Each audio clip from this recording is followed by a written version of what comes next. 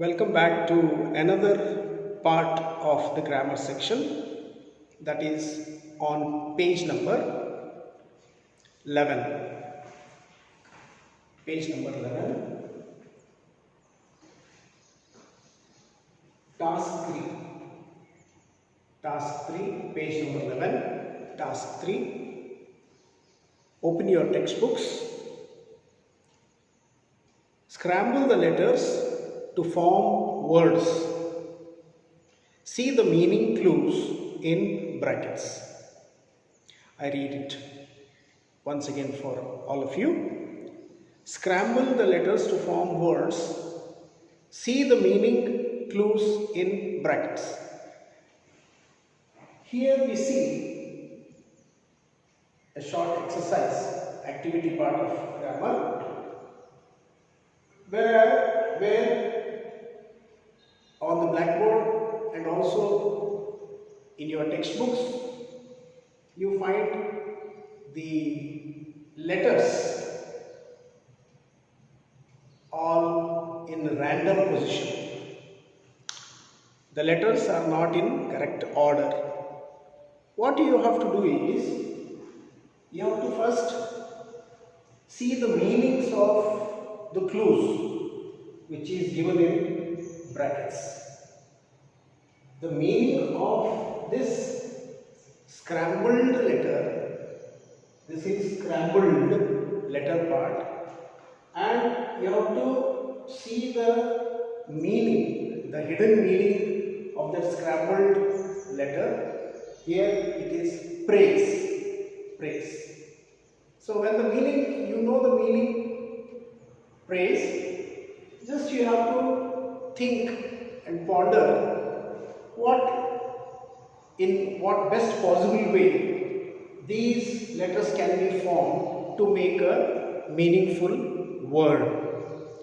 Now, the first step, what I suggest to my dear students is, you better count the letters. How many letters are given here? A, T, R, T, E, F, L. 1, 2, 3, 4, 5, 6, 7. 1, 2, 3, 4, 5, 6, 7.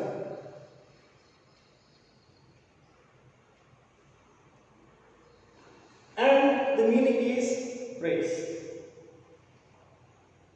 ಪ್ರೀತಿಯ ವಿದ್ಯಾರ್ಥಿನಿಯರೇ, ಇಲ್ಲಿ ಕೊಟ್ಟಂತ ಚಟುವಟಿಕೆ, ಮೂರನೇ ಚಟುವಟಿಕೆ ನಾವು ನೋಡ್ತಾ ಇದ್ದೀವಿ. ಈ ಮೂರನೇ ಚಟುವಟಿಕೆಯಲ್ಲಿ ಅಕ್ಷರಗಳನ್ನು ಕಲಬೆರಕೆ ಅಂದರೆ ಮಿಕ್ಸಪ್ ಮಾಡಿ, ಸ್ಕ್ರ್ಯಾಂಬಲ್ ಅಂದರೆ ಯಾವುದು ಅರ್ಥ ಅಲ್ಲಿ ಕೊಡುವ ರೀತಿಯಲ್ಲಿ ಇಲ್ಲಿ ಇಲ್ಲ.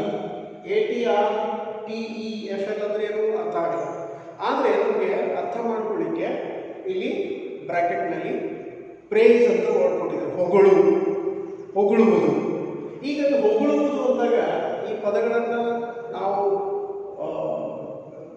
ಕರೆಕ್ಟಾಗಿ ಅರೇಂಜ್ ಮಾಡಿದಾಗ ಅದು ಏನಾಗ್ತದೆ, ಹೊಗಳುವುದು ಅಂತಂತಂದರೆ ಇಟ್ ಬಿಕಮ್ಸ್ ಫ್ಲಾಟರ್.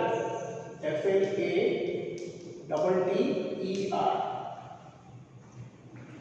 1, 2, 3, 4, 5, 6, 7.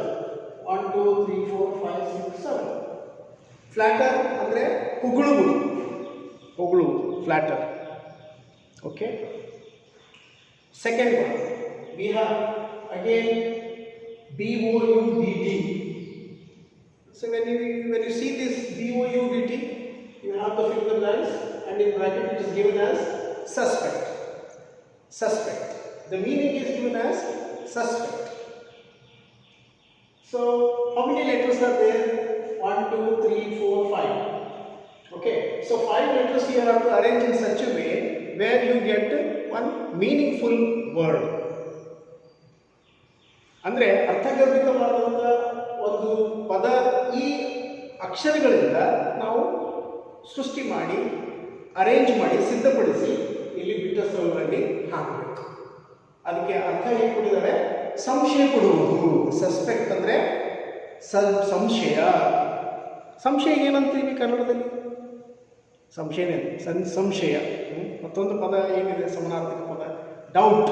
ಇಂಗ್ಲೀಷ್ನಲ್ಲಿ ಇದು ತುಂಬ ಬಳಕೆ ಮಾಡುವಂಥ ಪದ.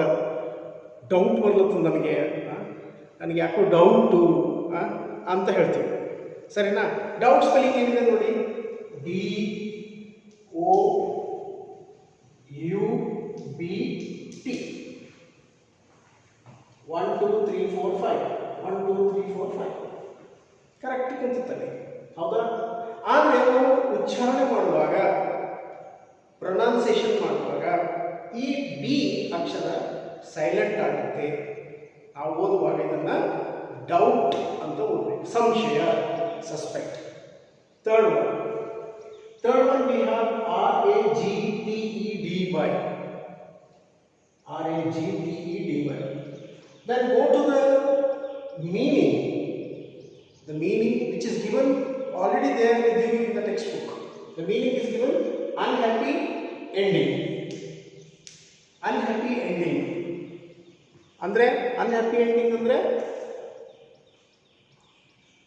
ಹ್ಯಾಪಿ ಎಂಡಿಂಗ್ ಅಂದರೆ ಸಂತೋಷವಾಗಿ ಮುಕ್ತಾಯಗೊಳಿಸುವಂಥದ್ದು. ಹ್ಯಾಪಿ ಎಂಡಿಂಗ್, ಸಂತೋಷದಿಂದ ಯಾವುದೇ ಕಾದಂಬರಿ ಬರಹ ಆಗಲಿ ಅಥವಾ ಚಲನಚಿತ್ರ ಆಗಲಿ ಅಥವಾ ಕಥೆ ಆಗಲಿ, ಹ್ಯಾಪಿ ಎಂಡಿಂಗ್. ಅನ್ಹ್ಯಾಪಿ ಅಂದರೆ ವಿರುದ್ಧ ಪದ, ಸಂತೋಷದಿಂದ ಇಲ್ಲದೆ ಅಂದರೆ ದುಃಖದಿಂದ ಕೂಡಿದ ಮುಕ್ತಾಯಗೊಳಿಸುವಿಕೆ, ಅನ್ಹ್ಯಾಪಿ ಎಂಡಿಂಗ್. ಅನ್ಹ್ಯಾಪಿ ಎಂಡಿಂಗ್ ಅದಕ್ಕೆ ಇಂಗ್ಲೀಷ್ನಲ್ಲಿ ಟ್ರಾಜಿಡಿ ಅಂತ ಕರೀತಾರೆ. ಟ್ರಾಜಿಡಿ ವಿರುದ್ಧ ಪದ ಕಾಮಿಡಿ. ಕಾಮಿಡಿ ಅಂದರೆ ಹಾಸ್ಯ, ನಗಿಸುವಂಥದ್ದು, ನಗಿಸುವ ಕಲೆ, ಕಾಮಿಡಿಯನ್, ಕಾಮಿಡಿ. ಸೊ ವಿರುದ್ಧ ಪದ ಏನಿರುತ್ತದೆ, RAGTEDY, ಟ್ರಾಜಿಡಿ. ಟ್ರಾಜಿಡಿ ಸ್ಪೆಲ್ಲಿಂಗ್ ಹೇಳಿ. ಎಸ್, TRAGEDY,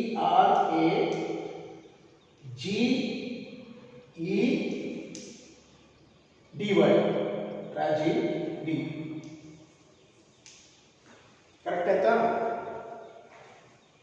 1 2 3 4 5 6 7 1 2 3 4 5 6 7 ಅಂದರೆ ಇಲ್ಲಿ ಕೂಡ 7 ಅಕ್ಷರಗಳನ್ನು ನೋಡ್ತೀವಿ, ಇಂಗ್ಲೀಷ್ ಅಕ್ಷರಗಳನ್ನು.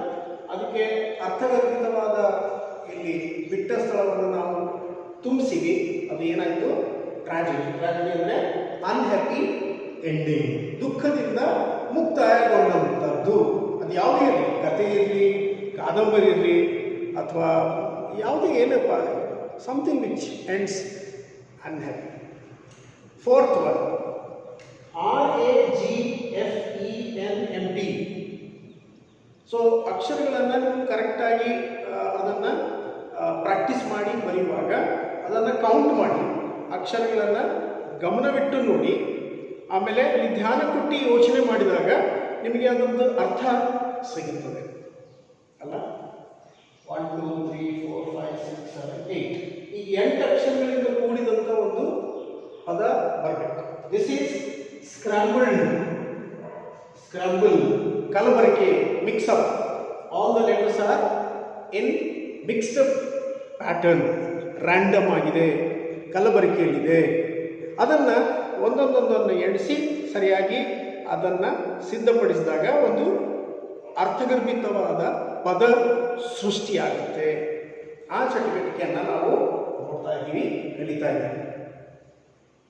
ಇಲ್ಲಿ ಅದರ ಅರ್ಥ ಬ್ರಾಕೆಟ್ನಲ್ಲಿ ಕೊಟ್ಟಿದ್ದಾರೆ, ಅ ಪೀಸ್. ಅಂದರೆ ಒಂದು, ಪೀಸ್ ಅಂದರೆ ತುಂಡು, ಭಾಗ, ತುಕಡಿ ಅಂತೀವಲ್ಲ. A piece of bread, piece of cloth, a piece, ತುಂಡು, ತುಕಡಿ. ಈಗ ಈ ಇಷ್ಟೊಂದು ಇರುವಂಥ 8 ಅಕ್ಷರಗಳಿಂದ ಕೂಡಿದಂಥ ಈ ಪದ ಏನಾಗ್ತದೆ? ಫ್ರ್ಯಾಗ್ಮೆಂಟ್. ಫ್ರ್ಯಾಗ್ಮೆಂಟ್ ಅಂದರೆ ಒಂದು ಭಾಗ ಅಥವಾ ಒಂದು ಕಟ್ ಪೀಸ್, ಒಂದು ತುಕಡಿ ಅಥವಾ ಒಂದು ತುಂಡು ಭಾಗ, ಫ್ರ್ಯಾಗ್ಮೆಂಟ್. ಸ್ಪೆಲ್ಲಿಂಗ್ ಹೇಳ್ತೀರಾ? ಈಗ ನೀವು ನೋಡಿ ಹೇಳಿ, ಸ್ಪೆಲ್ಲಿಂಗ್ ಹೇಳಿ.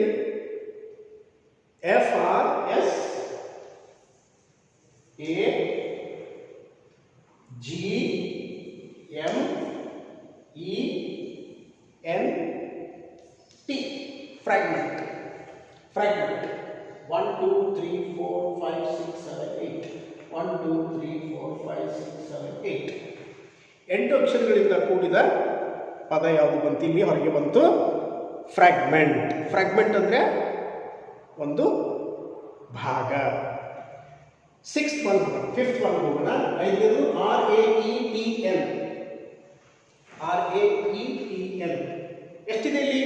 1 2 3 4 5 ಕೇವಲ 5 ಅಕ್ಷರಗಳು ಕೂಡಿದ ಒಂದು ಗುಂಪು. So this is scramble. Now you have to arrange in such a way where it forms a meaningful word. ಒಂದು ಅರ್ಥಗರ್ಭಿತವಾದ ಒಂದು ವರ್ಡ್ ಸೃಷ್ಟಿಯಾಗುತ್ತೆ, ಪದ ಸೃಷ್ಟಿಯಾಗುತ್ತೆ.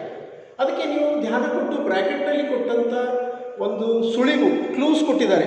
C the meaning clues in brackets ಅಂತಿದೆ, ಹೌದಾ? ನಿಮ್ಮ ಟೆಕ್ಸ್ಟ್ ಬುಕ್ನಲ್ಲಿ see the meaning clues. Clues ಅಂದರೆ ಸುಳಿವುಗಳು.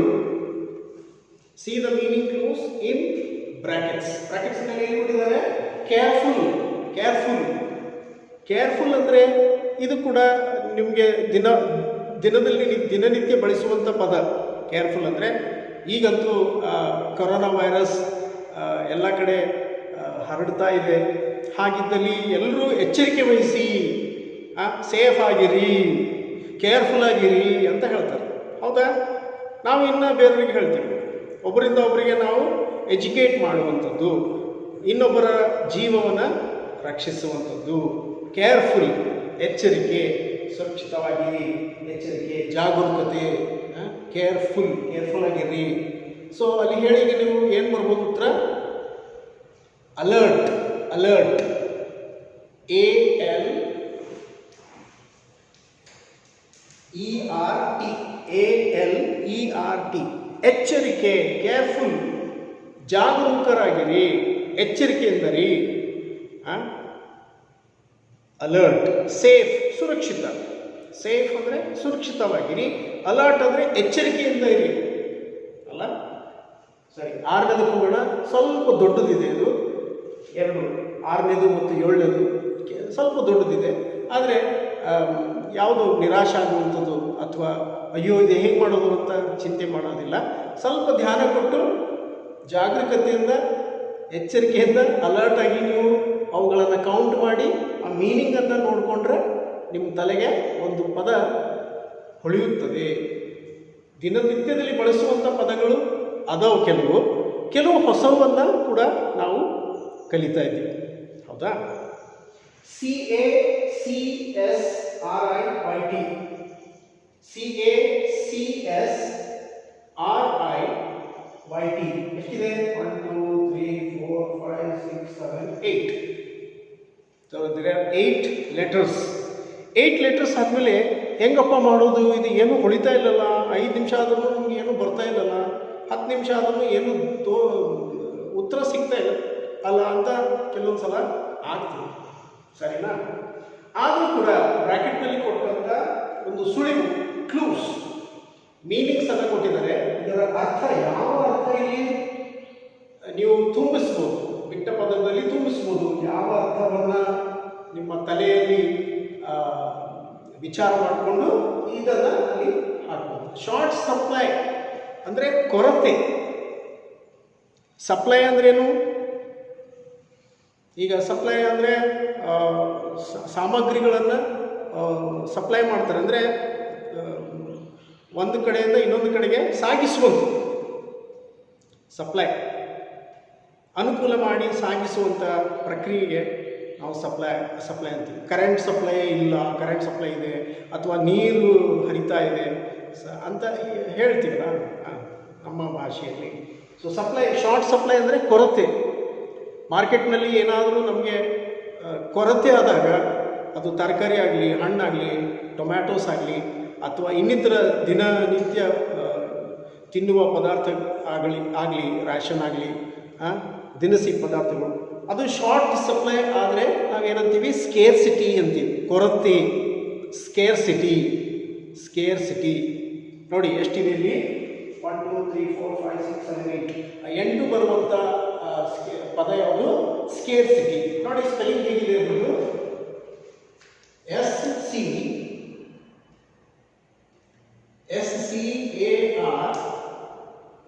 C-I-T-Y. S-C-A-R C-I-T-Y. 1, 2, 3, 4, 5, 6, 7, 8. Scarcity. ನೀವು ನಿಮ್ಮ ನೋಟ್ಸ್ನಲ್ಲಿ ಪುಸ್ತಕದಲ್ಲಿ ಇಂಗ್ಲಿಷ್ ಪುಸ್ತಕವನ್ನು ನೀವು ಹೇಗೆ ಮೊದಲಿಂದ ಪ್ರಾರಂಭದಿಂದ ನೋಟ್ಸನ್ನು ಬರ್ಕೊಂಡು ಬಂದಿದ್ರೋ ಅದರಲ್ಲಿ ಕಂಟಿನ್ಯೂ ಮಾಡಿ. ಸ್ಕೇರ್ಸಿಟಿ ಅಂದರೆ ಕೊರತೆ, ಶಾರ್ಟ್ ಕಡಿಮೆ ಕೊರತೆ, ಕೊರತೆ ಕಡಿಮೆ ಕೊರತೆ ಎರಡು ಅರ್ಥ ಬರ್ತದೆ. ಸ್ಕೇರ್ಸಿಟಿ. ಕೊನೆಯದಾಗಿ ಇನ್ನೊಂದು ಇದೆ, YMTSATHPEIC.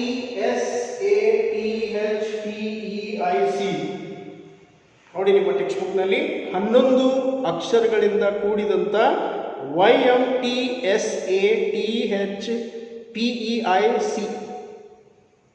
ಏನಪ್ಪ ಇದು ವಿಚಿತ್ರ, ಇಂಥದ್ದು ನೋಡೇ ಇಲ್ಲ ನಾವು, ಹೊಸದಲ್ಲ ಇದು ಅಂತ ನಿಮ್ಗೆ ಅನಿಸ್ಬೋದು. ಸರಿನಾ? ಅದಕ್ಕೆ ಏನು ಚಿಂತೆ ಮಾಡಬೇಕಾಗಿಲ್ಲ. ಸ್ವಲ್ಪ ಸಮಾಧಾನದಿಂದ ಆಲೋಚನೆ ಮಾಡ್ಬೋದಾದರೆ ಬ್ರ್ಯಾಕೆಟ್ನಲ್ಲಿ ಏನು ಕೊಟ್ಟಿದ್ದಾರೆ ನಿಮಗೆ ಗೈಡ್ಲೈನ್ಸ್ ಏನು ಕೊಟ್ಟಿದ್ದಾರೆ ಅದನ್ನು ವಿಚಾರ ಇಟ್ಕೊಂಡು ಸ್ವಲ್ಪ ಯೋಚನೆ ಮಾಡಿದ್ರೆ ನಿಮ್ಮ ತಲೆಗೆ ಹೊಳೆಯುತ್ತದೆ. Not cruel. So what is given in the bracket? Not cruel. Cruel ಅಂದ್ರೆ ಏನು? ಕ್ರೂರವಾಗಿರುವಂಥದ್ದು ಅಲ್ಲ. Wild animals are cruel. ಕ್ರೂರಿ, ಕ್ರೂರ. ನಾಟ್ ಅಂದರೆ ಇಲ್ಲ, ನಾಟ್ ಕ್ರೂಯಲ್, ನಾಟ್ ಕ್ರೂಯಲ್, ಕ್ರೂರವಾಗಿಲ್ಲ. ಸೊ ಕ್ರೂರವಾಗಿಲ್ಲ ಅಂತಂದರೆ ಕರುಣಾಮಯಿ, ಅದಕ್ಕೆ ವಿರುದ್ಧ ಪದ ಏನಾಗ್ತದೆ? ಕರುಣೆ ತೋರಿಸುವಂಥದ್ದು. ಸಿಂಪತಿ ಪದ, ಸಿಂಪತಿ, ಕೈಂಡ್ ಅಲ್ಲ, ಸಿಂಪತಿ, ಸಿಂಪಥ್ಯಾಟಿಕ್. ಇಲ್ಲಿ ಬರುವಂಥ ಉತ್ತರ ಸಿಂಪಥ್ಯಾಟಿಕ್. ಸ್ಪೆಲ್ಲಿಂಗ್ ನೋಡಿ ಬರಿತೀನಿ. SYMPATHETIC.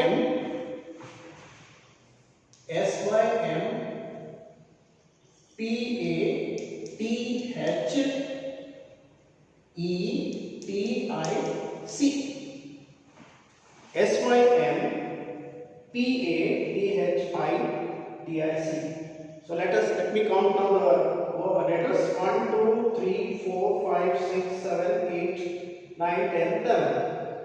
1, 2, 3, 4, 5, 6, 7, 8, 9, 10, 11. Sympathetic. ಸಿಂಪತಿ, ಕರುಣೆ. ಸಿಂಪಥ್ಯಾಟಿಕ್, ಕರುಣೆಯಿಂದ ಕೂಡಿದ್ದು, ಕರುಣೆಯಿಂದ ಕೂಡಿದ್ದು. Is very sympathetic. My mother is very sympathetic. My father is very sympathetic ಅಲ್ಲ. His sister is sympathetic. His brother is sympathetic. Showing sympathy, ಕರುಣೆಯನ್ನು ತೋರಿಸುವಂಥ ಗುಣಕ್ಕೆ ಏನಂತ ಕರೀತಾರೆ? ಸಿಂಪಥ್ಯಾಟಿಕ್. ನಾಟ್ ಕ್ರೂಯಲ್, ಕ್ರೂರವಾಗಿ ಅಲ್ಲ. ಸೊ ಪ್ರೀತಿಯ ವಿದ್ಯಾರ್ಥಿನಿಯರೇ, ನೀವುಗಳು ಈ ಚಟುವಟಿಕೆಯನ್ನು ನಿಮ್ಮ ಒಂದು ಇಂಗ್ಲೀಷ್ ಸೆಪ್ರೇಟ್ ನೋಟ್ಬುಕ್ಕನ್ನು ಮಾಡಿಟ್ಟಿರಿ ಅಲ್ಲ. ಆ ಪುಸ್ತಕದಲ್ಲಿ ನೀವು ಇವುಗಳನ್ನು ಬರೆಯತಕ್ಕದ್ದು. ಕನಿಷ್ಠ ಈ ಟಾಸ್ಕ್ 1 ನಾವು ನಿನ್ನೆ ಮಾಡಿದ್ದು ಟಾಸ್ಕ್ 1ನಲ್ಲಿ ಹೋಮೋಫೋನ್ಸ್ಗಳನ್ನು ನೋಡಿವಿ. ಅದನ್ನು ನೀವು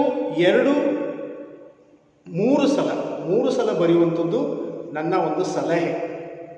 3 ಸಲ ಅದನ್ನು ಬರೀರಿ. ಎರಡು ಸಲ ನೋಡಿ ಬರೀರಿ. 3ನೇ ಸಲ ನೋಡಲಾರ್ದೇ ಬರೆದು ಹೋಲಿಸಿ ನೋಡಿರಿ. ನಿಮಗೆ ಗೊತ್ತಾಗ್ತದೆ. ಹೋಲಿಸಿ ನೋಡುವಾಗ ನಿಮಗೆ ಖುಷಿ ಆಗ್ತದೆ, ನಾನು ಈ ಅಭ್ಯಾಸ ಚಟುವಟಿಕೆ ನನ್ನಷ್ಟಕ್ಕೆ ನಾನೇ ಮಾಡಿದೆ. 2 ಸಲ ನೋಡಿ ಬರೀರಿ. 3ನೇ ಸಲ ಏನು ಮಾಡಿ? ನೋಡಲಾರ್ದೇ ಬರೀರಿ. ಎಲ್ಲಿ? ನಿಮ್ಮ ಕ್ಲಾಸ್ ವರ್ಕ್ನಲ್ಲಿ. ಮೊದಲಿನ ಎಲ್ಲ ಪಾಠಗಳು ಹೇಗೆ ಪ್ರಶ್ನೋತ್ತರಗಳು ಬರ್ಕೊಂಡು ಬಂದಿದ್ರಲ್ವೋ ಮೇಡಮ್ ಕೊಟ್ಟಿದ್ದನ್ನು, ಅದೇ ರೀತಿಯಲ್ಲಿ ನೀವು ಮುಂದೆ ನೋಟ್ಸ್ಗಳನ್ನು ಒಂದೇ ನೋಟ್ಬುಕ್ಕನ್ನು ಕಾಪಾಡಿಕೊಳ್ಳಿ, ಒಂದೇ ನೋಟ್ಬುಕ್ನಲ್ಲಿ. ಸೊ ಇವತ್ತಿನ ಕೂಡ ಟಾಸ್ಕ್ 3 ಕೂಡ ನೀವು 3 ಸಲ ಬರೀರಿ. 3 ಸಲ ಯಾವ ಲೆಕ್ಕ? 2 ಸಲ ನೋಡಿ ಬರೀರಿ, 3ನೇ ಸಲ ನೋಡಲಾರ್ದೇ ಬರೀರಿ. ಅಂದರೆ ನಾವು ನಿಮಗೆ ಪರೀಕ್ಷೆ ಮಾಡುವ ಮಟ್ಟದಲ್ಲಿ ಬಂದಾಗ, ಪರೀಕ್ಷೆಗಳನ್ನು ಇಟ್ಟಾಗ ನೀವು ನೋಡಲಾರ್ದೇ ಬರೆಯುವಂಥ ಅಭ್ಯಾಸ ನಿಮಗೆ ಸ್ಟಾರ್ಟ್ ಆಗುತ್ತೆ. So that is the homework today. So I hope all of you have enjoyed this short activity of the scrambled letters. We'll come with few more activities. Thank you.